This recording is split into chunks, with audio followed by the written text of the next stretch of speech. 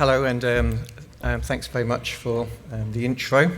My name is Marcus Cattani from ECU. I'm lucky enough to have two roles at ECU, which enables me to work with the mining industry through the MARS Centre, so that's the Mental Awareness, Respect and Safety Centre, and we started on the 1st of July setting up a research centre looking at that, and you'll hear from some of my colleagues in that later on. And then also as a senior lecturer, which enables me to do some work outside the mining industry. So I'm really lucky. This role is also sort of like a privilege, because it gets me to talk with a whole range of students and researchers in this area. Because it's a really complex area. It's kind of difficult for people to see where to go and how to improve. So what I've done is I've had a word with a few people to see what should I present today. And some people said to me they weren't really that sure about what they should be doing. Others said, yes, it's a risk-based approach, but I'm not sure whether that's really going to work. So what I've done is I've put together a series of 10 steps, and I've got a little bit of participation, so hopefully doing the graveyard shift I can keep you active a little bit. What I'm going to do is ask you to score your employer out of 10, and then you can maybe, I don't know how we can do it, but if anyone scores their employer 10 out of 10 for each of the 10 steps, we should have a big round of applause. But if you score 0, then maybe the Mars Centre will come and see you and give you a hand. So just a little bit of background. Look, quite a few of the speakers so far have spoken about some of the complexity. And this is sort of a theme of this talk, is just to sort of go back to basics a bit.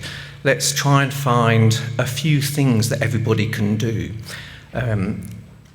Psychosocial well-being has got so many different factors. And in our space, in occupational health and safety, we've suddenly got to start thinking about the non-work environment. So what are the influences on people in the outside the boundary fence that are going to influence their work inside the organisation? This is huge. It comes up all the time about how do we take account of these things. Now, there is some guidance. There's the ISO 45003. There's other guidance that's being referred to today by Demirs and all of those sort of things. And I'm going to sort of refer to those as sort of the expert areas. And you'll see in a moment I'll be talking about making sure that you engage with the experts. Some of that complexity, though, has got some common themes. And so I'm going to use the risk-based approach that we all are familiar with to create a simple series of steps that you can follow. I had a word with a few of the sort of the senior people in government and in industry about the risk-based approach. And why is it that health and safety professionals, or the Health and Safety Act, has been given psychosocial well-being as a hazard? It doesn't really fit. It's a really difficult thing for us to apply, because we're so used to talking about the hierarchy of control, and we're striving to eliminate. And so the thing that's come up over and over again is we've all got our head on our shoulders, and all of this stuff is going on in our head. How are we going to eliminate it? Well, we can't. But the risk-based approach gives us a way in which we can start the process going, in particular looking at leadership. So what are the things that people have said is they need a way to get going. This talk is really about how can we focus organisations on getting going to make sure that we can manage risk to an acceptable level. And just then you saw a couple of the seminal papers. If you haven't read the Enough is Enough report, please do have a look at the Enough is Enough report. It will send a shiver down your spine, even if you only read the first few pages. It's a very powerful document. Then there's also the Respect at Work and some other papers that have come out of the Centre for Transformational Work that are really important documents for us all to have a look at. But start off with the Enough is Enough report, and if it doesn't send a shiver down your spine, I'll be really surprised. That report then created a bit of a tsunami of activity in this space, so it's a really good starting point to have a look at. Last week, one of my colleagues forwarded me this web link to WorkSafe Victoria, who have taken the decision to prosecute the Victorian Building Authority for a suicide. This is the first one I know about. Maybe there are others, but it's the first one I've seen recently. So this is going to be a very interesting case. The understanding of the factors that lead into the suicide, and then the decision-making process for the regulator to decide whether to go ahead with a court case is going to be very important across Australia. And I'm actually working with the government on a similar project to understand that decision-making. Okay. Like I said, I'm going to go through quite a few steps to do with risk management, and this paper that I'm delivering to you today will actually be enhanced with some more detailed guidance. So I'll put it up on our website, so if you do a search for my name, you'll see under ECU, you'll see my page, and there'll be a fuller paper there in the next couple of weeks. So this diagram here, how many people have recognised this diagram? Please put your hands up. Okay, good. Well, I'm glad I've put it up then. So this is the risk management architecture from the ISO 31000. This is actually quite an unpopular document, and it comes with a great deal of criticism. But if you imagine that you're in the ISO and you've got to create a risk management approach across 100-odd nations, there's always going to be some compromises. But the ideas behind it are actually relatively sound. And look, I don't mind having a discussion with people if we get time later on about some of the strengths and weaknesses of it. But I do want to, is there a red button slide preview? Pointer, good. How do I do that? Oh, is that the... Anyway, that top one, that top one is called the principles. Now, the principles are the organisation's approach to risk management. So what we need to do to start off with in an organisation is we need to make sure that the organisation really thinks that a risk-based approach is the way to go. So risk-based approach, what it really just means is that we've worked out what could go wrong, we've prioritised it, and then we're getting on with the highest priorities. That's a risk-based approach, and we need to embed that through the organisation. Then we can move into the framework, which is that cycle, and that's really just our cycle of continuous improvement. So we don't have to get rid of all of our hazards straight away. If there are some hazards that are going to cause death and destruction, we stop and we don't do those until we've got systems in place. But in general, we have a cycle of continuous improvement. And then the other one is our risk management process. So that's and everybody knows about risk assessments and the control hierarchy. So I'm not going to go into a great deal of that. What I want to focus on to start off with is those the principles and the framework, and then I'll move a little bit into the process. So you can see then the hexagon shape down the side are the main stakeholders in psychosocial well-being. These are the different organisations or part of organisations that we need to take account of. In particular, there's people within the organisation and people outside the organisation that are all influential on our psychosocial risk. So, straight away it's really complicated. All right. So as I said, we don't necessarily have to get rid of all of our hazards straight away. We're going on a process of managing risk over time. So if we think about having a graph, if you like, of time with today in the middle and risk in the middle, we can have we can think about a process of achieving improved safety performance. So then if you have a look at our past history here, we've had some ups and downs in our risk performance, but we've ended up with some sort of trigger event. So typically that would be an injury, maybe a fatality. So the organisation says we don't want to do anything about that again. The way we're going to do something about it is we're going to set some criteria. So we're going to, and in the standard they talk about criteria. I've adapted that slightly to have tolerated criteria and acceptable. Really, they're just milestones and guidance in how's the organisation going to improve. So we start by having a look at the things that we need to do to get to a tolerated level. And then we can use that to say we won't tolerate behaviour or actions or systems performance above that level, because it's a guideline. And then we're aiming towards an acceptable level in the future. So we're going to put in place a whole series of actions that help us achieve that. Now, one of the things that's been mentioned over today has been policies sitting on the shelf. What we need to do is make sure that the actions that we're developing in response to our triggers and our improvements are sustainable. And that means we need a risk management partnership. So the people who are developing our actions are also in touch with the people who've got to sustain them in the future. So in effect, we're passing that risk from the improvements to the sustainability.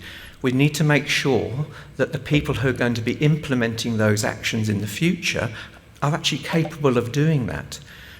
Because otherwise, our people who are implementing will just feel like they've just got a whole pile of stuff that they've got to implement, and it becomes too much. And so they have to make choices, so they'll leave some of those policies and procedures on the shelf. So sort of big message number one is and as health and safety people, we're investigating incidents, we're doing things to help improve performance, but if we're not in touch with those people who are going to implement it, we'll end up without having a reduced risk of that trigger happening again. Okay, so is that 1:17? That's how long I've got. 17 is gone. Okay, so I've got 13 minutes to go through 10 slides. Oh my goodness. Right, so. That's your time left. Oh, 17 left? Yeah. Oh, good. Oh, there we go. It's changed. Thanks very much, whoever did that. All right, so this next whirlwind of 10 slides, what I'm going to do is I'm going to introduce a series of ideas, if you like. The first 5 are to do with risk management, and the next 5 are to do with psychosocial well-being. Every organisation needs to customise these to their own, okay? So before I get loads of questions saying, oh, well, you haven't included this, or you haven't included that, the whole point of a risk-based approach is it's customised to your organisation. Everyone like, oh good, I've got some nods there, that's good. So yes, it must be customised. So I'm just giving you some hints and tips about certain things that have come up in the literature and the research, listening to our other speakers and so on. So I'm going to give you these 10 slides, and down the bottom of each one I've put a little scale, because like we say, it's complex. We need people to do a bit of a gap analysis. So we're not always going to be 10 out of 10. I want people to let me know, or let your organisation know, how do you think you're performing? If you're scoring 10 out of 10, let's go on to the next one. But if you're only scoring 1 out of 10, then maybe we need to do something better. So on each of these slides, I've put these 10 steps. So first of all, let's think about the principles. It's really important that we get the management teams involved. Now, if you've already gone a long way and you've done that, then okay, you've probably achieved that, you're going to be up at the high scores. But what I want people to do here is the leadership team to work with the employees to come up with a commitment to making a difference, to putting in place a risk-based approach. Okay, so having a think through each of the different stakeholder groups, having a think about what are the things in our organisation that we need to improve upon. So, first question then, 1 to 10, if you're brave, how many, or maybe put your hand up if you're above 5. Yeah, good, excellent, good. So there's quite a lot of action already for organisations to commit. That's really good. Phew. Right. The second point on the principles. And actually someone mentioned this earlier on. If you haven't got the moral incentive, then let's have a look at the business incentive. And I've done a couple of talks recently where people have said, look, even if you don't believe in this, we need more people in our organisation. We've got to become an employer of choice. That's part of this process, is that, yes, okay, there's a good moral reason, but we're all in business. We don't want to go bust. We need to make some more money. So let's have a look at how this makes sense from a business point of view. So in this business side of things, I'm talking about trying to understand what could go wrong. What are the things that are threatening the success of your organisation, and making sure you've got good awareness of this. So get the management team together and the employees together and hold a workshop to talk about what's the threat to the business in this space. And you can do this with any threat. It doesn't have to be psychosocial. This is one of the things that's been useful in our risk-based approach. So how many organisations have got a sort of a systematic approach? Put your hands up if you think you're doing well. Okay, all right. Maybe we need some more sugar. All right, then the framework. The framework is our continuous improvement process. It's driven by the leaders. The leaders of the organisation set and manage those risk criteria. So as we achieve a certain level of risk, we can reduce our toleration of risk to create some constructive pressure on the organisation to put in place the next series of actions. The leadership team need to be informed and trained in how to do this. So setting the toleration of risk, agreeing how the organisation is going to perform, how we're going to move forward in the future, but then also getting out and about and having a look and demonstrating that. We can't have leaders sitting thinking everything's going okay. If you read some of Decker and Holnagel's work on the work as we plan versus the work as we do, we've got to have a look. We've got to go out there and have a look as leaders to assess the effectiveness of our organisation. And that last point there, to check that everybody is aware of the organisation approach. I'm going to speed up a bit now. Role partnership. So in that slide where I showed the improvement and the sustaining actions, it's really important that people understand what their roles and responsibilities are. So in this step, I'm talking about the partnerships. We can't do this individually. We need an organisational approach to manage risk. And you'll see in a moment I've highlighted a couple of the other roles in the organisation. But we need to set this up right from the beginning so the leadership team understand that they need to have a team involved. So it's not, as someone said before, the old white man in the office thinking everything's going right. I sent a bit of a shiver down my spine. But anyway. All right. Oops, wrong one. Okay, and the last of our sort of risk management steps is to do with the risk management procedure. So this is our risk assessments. And so I was really pleased that our inspector friend said that one of the reasons that that organisation hadn't performed is that they hadn't done an adequate risk assessment. Getting people involved and engaged in risk assessments is a really important way for the organisation to understand the risks and then agree the way forward. So risk assessment, yes, we've got to do them because part of the Act and everything, but there is actually a value in there by getting people together to talk about what could go wrong, evaluate that, and then put in place some controls with the agreement of the leadership team to fund it and make sure it works. Risk assessments, though, let's have our hands up. Anybody, is anybody sort of 8, 9 or 10 on their risk assessments for, well, I think a round of applause. Well done. So risk assessments for this is particularly complicated because of the work and the non-work. There are ways of doing it, and if you have a look at the guidance notes, there are some good information about how you can do risk assessments in this area. Training people so that they are familiar with this particular type of risk assessment is important. Okay, good. I'm just going to talk a little bit about some of the so it's 3 or 4 slides, 3 or 4 steps on some of the work that I've been informed about in this area. So I've learned a great deal from people in the Mars Centre and elsewhere talking about some of these things. One of the risk factors that I've been informed about from Professor Irina Depata in our centre is this thing called incivility.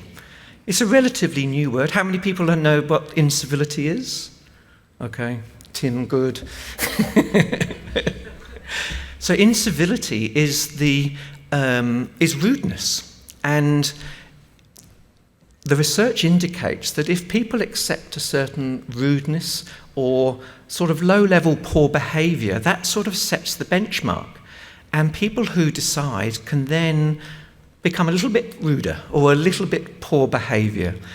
And so unless something's done about it, and that will sort of escalate, it sort of accumulates. This was really interesting to me, and I've read quite a few bits about incivility now and leading into bullying, and I know Tim's going to talk more about that so a bit later on. But that became quite interesting to me. Some others have said that this is sort of a contagion. So it's sort of contagious. And you kind of go, we've got an occupational hazard here that's contagious. That's really quite unusual. So, we need some expertise there to help us, and there's quite a few papers there. But I put a couple of sort of tongue-in-cheek things in there. So we've got to start being nice to each other. We've got to make sure that we're not swearing or poor behaviour. And if you do read the Enough is Enough report, you'll see exactly what I mean. There's all sorts of bad behaviour being put in there, and that comes into this sort of area. So have a think about this risk factor of incivility, which leads into bullying. I've got a couple of points on the risk factor to do with bystanders. Look, I do agree that we can't just say, yes, we're going to have bystander training, but we do actually need to inform people and create an awareness of the role of bystanders, in particular to help out people who are subject to poor behaviour, and then also, if it's safe to do so, to inform someone in the organisation that we haven't got adequate control. Okay, so in this point, I'm talking about making sure that the organisation does have some information that we can provide to bystanders, so that we can create that communication flow. Risk management needs to have a flow of information.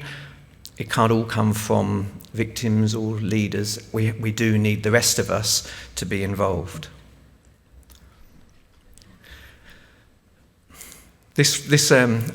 I gave a talk similar to this a couple of weeks ago, and this is the one that everybody remembered, about whether it's actually me and whether I'm the perpetrator, and the comments coming back about individuals' perception.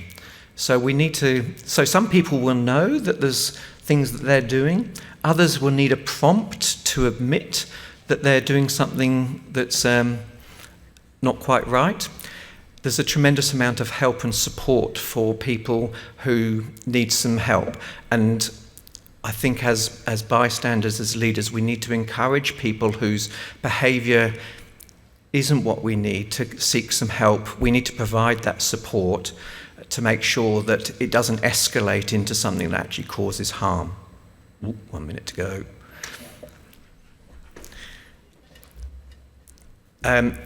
Look quickly on point 9. This is for the victim, making sure organisations are set up to look after the victim.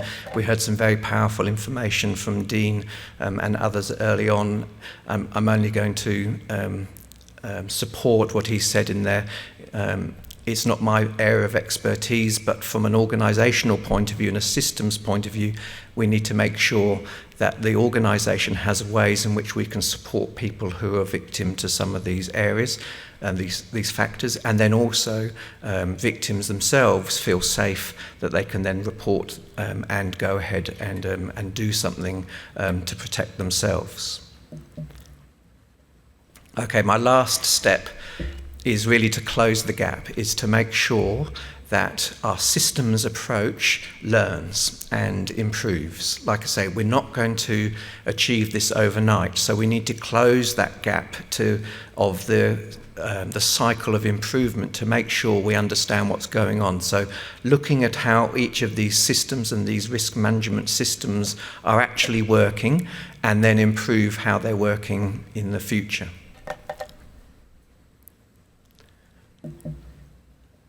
Okay, I think I'm nearly on time.